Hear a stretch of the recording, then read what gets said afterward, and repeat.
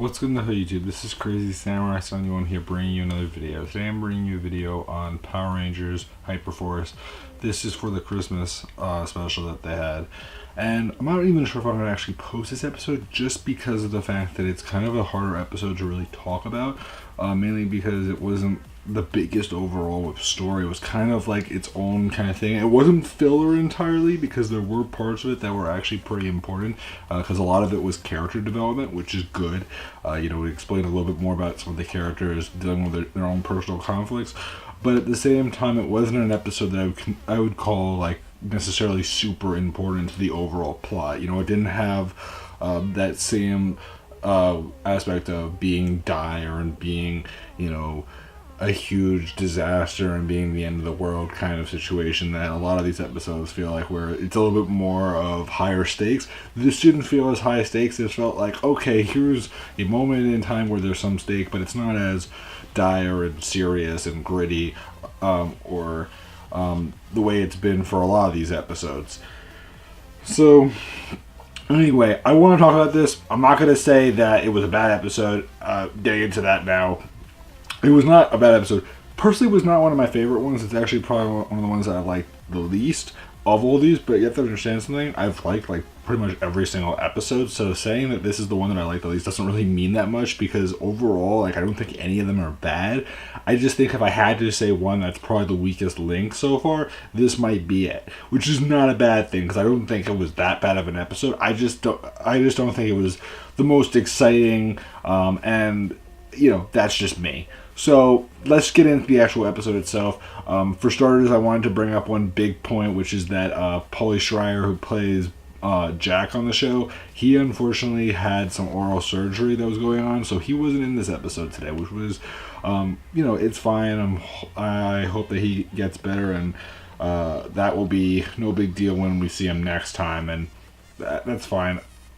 Personally, though, I do admit that I really wish that he were there, because there was definitely a feeling of something was missing, and I could tell you it was him in a lot of ways. To me, I think that that's a big part of it, because to me, he really holds a big part in the show, and his humor is great, his lines are great, he does a lot of really great things, and also he's super, super popular. I mean, he's one of the most popular characters in this show, so the fact that he was not there is something that definitely was kind of an issue for some people, but they made it work with the story. They actually did a decent job with that, which I appreciated, but it felt more and more so apparent to me that it was going to be an issue. At first I was thinking maybe they'll work something out and make it work, and they did, but it still felt very obvious to me that he was missing. It wasn't like, oh, I hardly missed him. No, I totally missed him. I really felt it, because it was totally there. But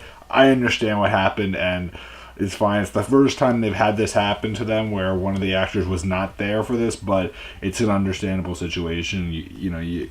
It happens to people. People do get sick, and that is fine.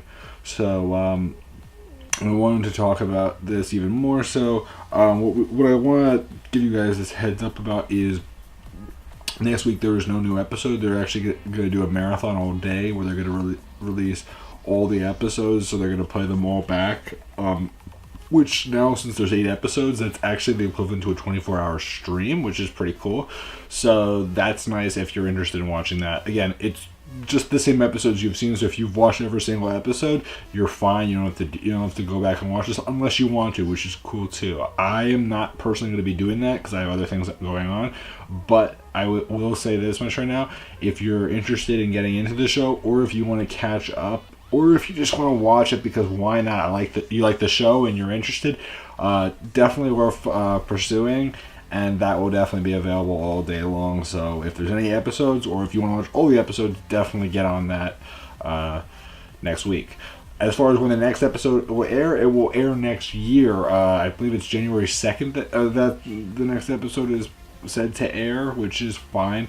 And that will be cool, because that will move on to the next chapter in the story. So that is something to note. So I just wanted to bring up all that information up front for those that weren't able to catch it when it first aired, and might be looking at this just wondering what's going on this week and want to hear some updates on some information. So yeah, so keep that in mind. no new episode next week. But the following week, we'll be getting into a new chapter in the story, which means we'll be getting into a new era, probably, which will be very interesting. So let's get into the actual episode itself, and it was pretty interesting. Again, it was the Christmas episode, which was actually probably one of the best Christmas episodes that Power Rangers has done, and that's also because they were able to do a lot with 3 hours, which is, what would you expect 3 hours to turn into a nothing? Of course it would be something good, but just in general, they put in a lot of effort. They made a really good story out of it. So, I mean, it's not like they half-assed the story. They actually cared a lot about the story. They really wanted to make it good, something that people would really care about, and make it something that's just enjoyable. So, let's talk about this. So what we do find out, and we know this from the last episode, is that Marv is an alien. I forgot to mention it last time. For those that are wondering, yes, he is an alien, so that is something to note. And we find out actually where he's from, which is cool. We learned that he's from the planet Cayenne, which is sort of like how you say cayenne peppers, but you spell it differently, apparently. They never show what the actual spelling is. They just sort of say it's different spelling than cayenne peppers, but it's basically cayenne, like the same kind of cayenne. Anyway, that's interesting, and that at least gives us a clue. I mean, it would have been nice if it had something to do with a planet that we knew from the show, like KO-35 or something like that, but, it's fine as long as they create a planet or give us some background. That's cool too, and I like the fact that it's an original one versus one that, is something standard like Mars or Jupiter or whatever. That's kind of boring. The fact that they went for something a little bit more original, that's nice. And it's a small detail, but it's still important because it at least gives us a homeworld origin to the character, which is great. So what does happen furthermore is we end up learning all that. There's a lot of different conversations between the different Rangers. At one point, we also find out Marv really looked up to Trip and studied different things that Trip told him about the Rangers of the past and all that, and how Rangers don't necessarily come from one place; they can come from all sorts of different backgrounds and locations. And everyone has their own opinions of stuff, and different people are. For example, when Marv and Chloe talk to each other initially about Eddie and Vesper and how they come from different places and all of that. And the thing is that it's also them understanding each other and knowing how to cope. And it's interesting because, Eddie is someone that really just wants to like everyone. He doesn't care if you're from a different planet or if you're another species. He'll just like you because you're a good person. He's just a nice person that way. So it's interesting, and he's very mysterious. He's not the most mysterious, and that's something that they've kind of hinted at, that he really isn't, and that's kind of true. He hasn't come across to be the most mysterious, but he's the one that has had very little backstory aside from Chloe, who really hasn't had any.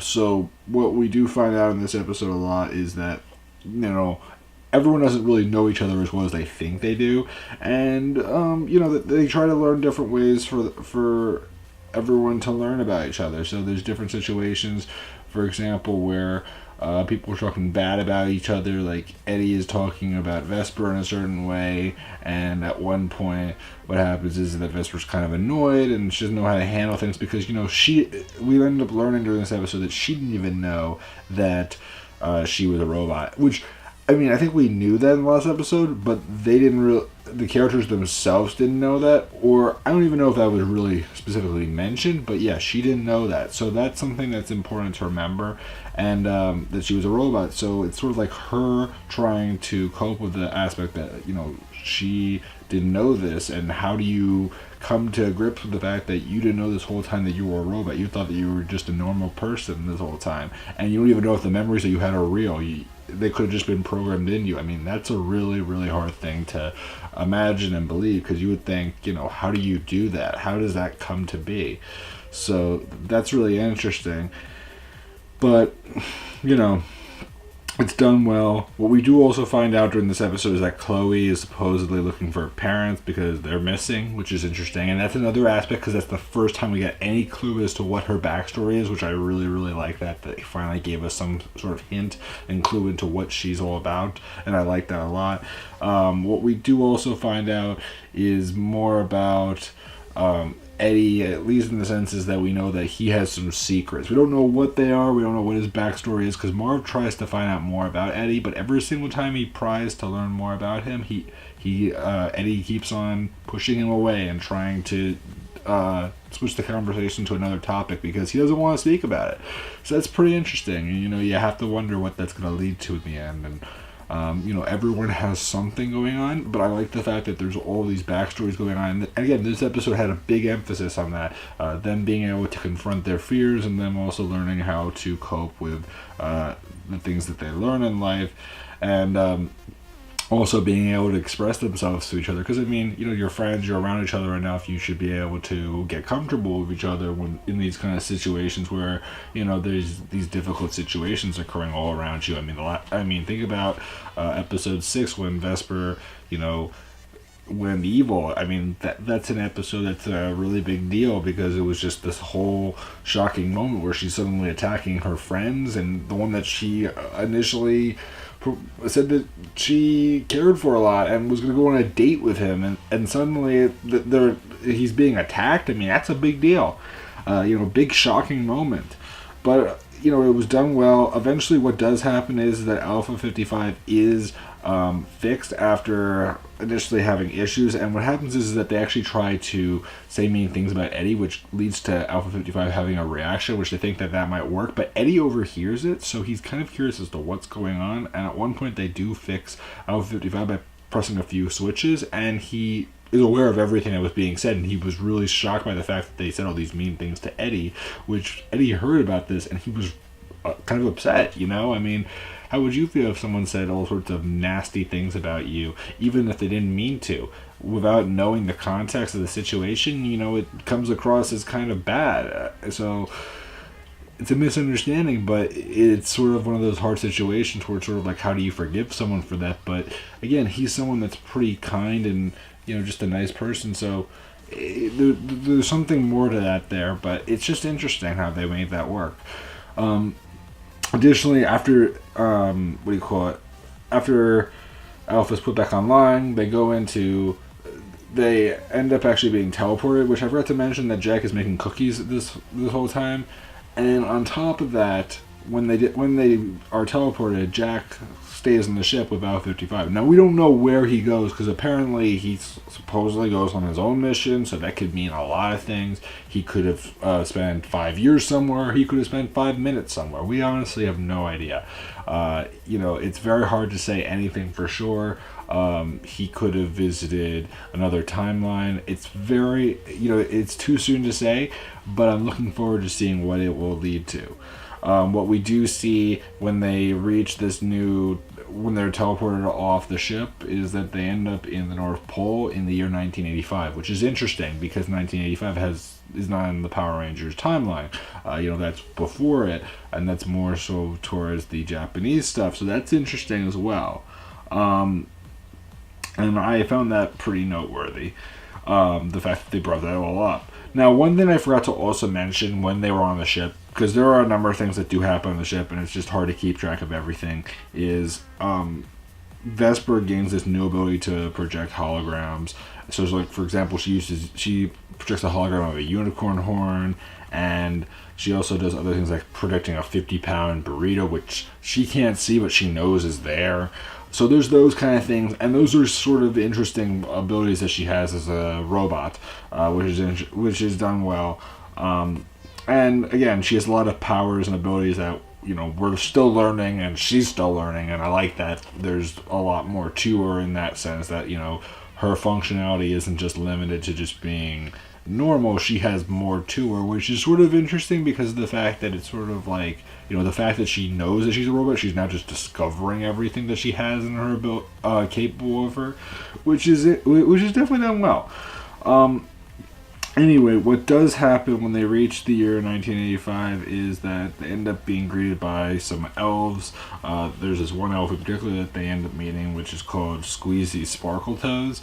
And they're in the North Pole, so they're gonna meet Santa Claus. So they end up going in with Squeezy into Santa's workshop. They end up meeting some of the elves, helping out some of them, and then eventually talking to Santa himself, which Santa does take the seat of Jack, who normally would be there. So that ends up working out fine. What we do find out later, and this was kind of obvious early on, is that Zach, if you know who Zach is, he's the guy that typically shows up at the beginning and towards the middle and end of most episodes of Power Rangers Hyperforce, where he'll kind of talk about announcements and different things. You know, you see him pretty often. Zach played Santa, which is cool. He did a nice job. It was an interesting interpretation of Santa. Not so sweet and kind, a little bit more in your face and stalkerish in a way. Like, sort of like he knows everything and he doesn't want you to be wrong. And if you lie, he's like, are you serious? He comes across as a bit more brooding, but kind of ridiculous at times. But it worked. I kind of liked the personality that they gave him. It was definitely different, but they made it work. But the reason why they landed here is because Santa actually called them there to help stop Krampus. Krampus, if you don't know, is like this evil alternate version of Santa Claus, which is, rather than producing joy and happiness, produces sorrow and misery. So he's supposed to be the anti-Santa, basically. Or something along those lines. So what they do have to deal with in the meantime is figuring out different ways to help out Santa. Initially they're also given food by the elves, and there's this, and the elf Squeezy Sparkle Toes or whatever is the one elf that constantly has issues with her name being pronounced correctly. So there's all of those issues, and then she has a sister named Teasy. So Teasy and Squeezy, yeah, that's a thing. So anyway, what they do also do is they take turns in the sleigh practicing with it.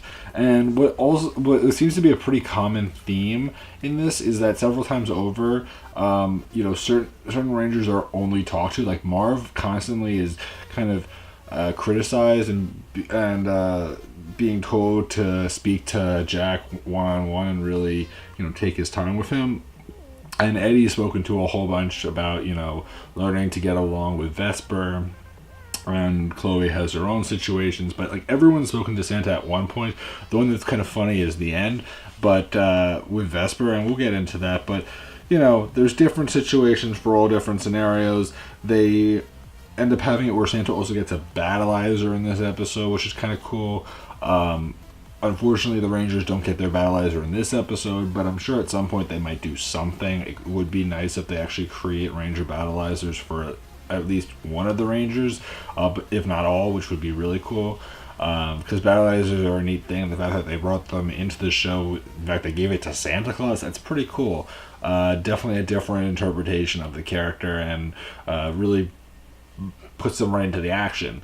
So that's neat. There are also scenes where like Vesper and Eddie kind of just forgive each other and get more acquainted, and are able to understand each other better and realize that she didn't know that she was a robot, and this was all about her learning things and learning how to cope and understand herself, and becoming more familiar and knowing where she can go from here. So, all that is said, what we do also find out is Santa loses his list to Krampus, who actually breaks into the, the toy factory and steals Santa's list. The Rangers have to go with Santa with his battleizer form to help out. There's several different situations where they have to use their Zords, hit the fight on foot, and the Krampus ends up using these things called naughties, which are sort of like the Krampus equivalents to putties, basically. We don't ever get to see what they look like. I'm sure someone will create some sort of art of them, but it's interesting. And anyway, eventually, as things go on, they get into different situations. They end up fighting Krampus with their Zords, which since they don't have Jack, they can't form the Megazord, which is alright. Next episode, of course, we'll have it. But, they help out in different situations. Santa has his funny moments here and there, and eventually the Rangers do return back to Santa Claus's workshop, and Santa asks them to help deliver presents to all the kids around the world using their Zords, which is kind of a neat thing. So that does happen since the sleigh isn't working. And when they do that, eventually what also does happen is that Vesper does speak to Santa, which is kind of funny because he basically says, like, you're perfect the way you are, and then he realizes, like, I probably shouldn't have said that, and everyone's just like, yeah, pretty much no. Because of the fact that she's so outspoken, like, she just kind of says her mind a lot of times, you know, she'll say what year they're from and everything, without really realizing that she shouldn't say that. So, you know, it's kind of a funny thing that they did, and I like that. That was good attention to detail there and kind of being clever and funny at the same time. Also, they eventually find their ship and get to see Jack on the ship, and then they get in there. The episode overall was pretty good. Again, there are a couple of things here that I'm sure I missed, and I know that does happen. Again, this was an episode that was primarily story, you know, them getting more comfortable with themselves, speaking to Santa Claus, getting answers to some of their questions without really getting answers, but more so gaining confidence through speaking to him, you know, getting more comfortable and being willing to speak to each other without just immediately judging someone because of a past experience, specifically with Marv. And, you know, Marv also wants to find out about his brother, which we don't even know who his brother is yet, but that'd be interesting to see. You know, everyone has something going on. I still want to know more about Chloe and Jack and Eddie. I want to know more about everyone, really. And Eddie is starting to open up a little bit more. I want to know a lot more about Chloe, who seems to be the one that's sort of like the most mysterious, but we'll get into that, I'm sure, eventually. It's just, I'm sure that's going to take a lot more time. So as a whole, I would say this episode was alright. Again, as I said before, this was not the episode that I would regard as one of the better episodes, but I would say, obviously, it's like probably the best episode of all the holiday episodes that I've seen for Power Rangers in the past couple of years. Because, I mean, there have been some decent ones, but, you know, this was good because there was so much more that they could put into it, make it kind of funny, and add a lot more story to it. And it was done well, and they also gave, like, Santa a six-pack at one point, which was just ridiculous, because he had a six-pack belly, not a six-pack chest, a belly, which is weird, because how does that even work? You know, there were some just really bizarre and really funny things done in this episode, but at the same time, it was done in an interesting way. Again, I think it was fine. It was not my favorite episode, but I will say this much right now. I would not say I did not have a good time. I definitely enjoyed the episode itself. I thought it was definitely a lot of fun, and if you guys enjoyed it, I would love to know that in the comments below. What are you guys looking forward to in the next chapter? Which series are you expecting the Hyperforce Rangers to go to next? Do you think that they'll be going to one that's earlier, like, you know, sometime between when Zordon dies in space and the original, or do you think it will be sometime after that, like, you know, somewhere in between the like before the Disney era but after the Zordon era? Or do you think it will be during the time that Disney was doing it, or do you think it will be even later? You know, there's a lot of different options. Personally, I don't really know. Initially, when I was hearing that they were going to be doing a Christmas episode, I was thinking maybe they were going to base it off of one of the episodes that we've seen, and then they jumped to that era in the show. So I was thinking initially it would be Zeo then, but we didn't get that because they decided to do something original, which I wouldn't say I'm upset about. I think that's fine, and it's probably smarter in some ways because it's sort of like, you know, a holiday special is meant to be a special, not meaning like multiple episodes. So I like the fact that, you know, this happened, and they could do Zeo next. They could do a lot of different seasons, but we'll have to wait and see. So let me know you guys' opinions. Please remember, like, comment, subscribe. Tell me what you guys think. See you guys in the next episode. So until then, guys, I'm Crazy Samurai 1, and goodbye, guys.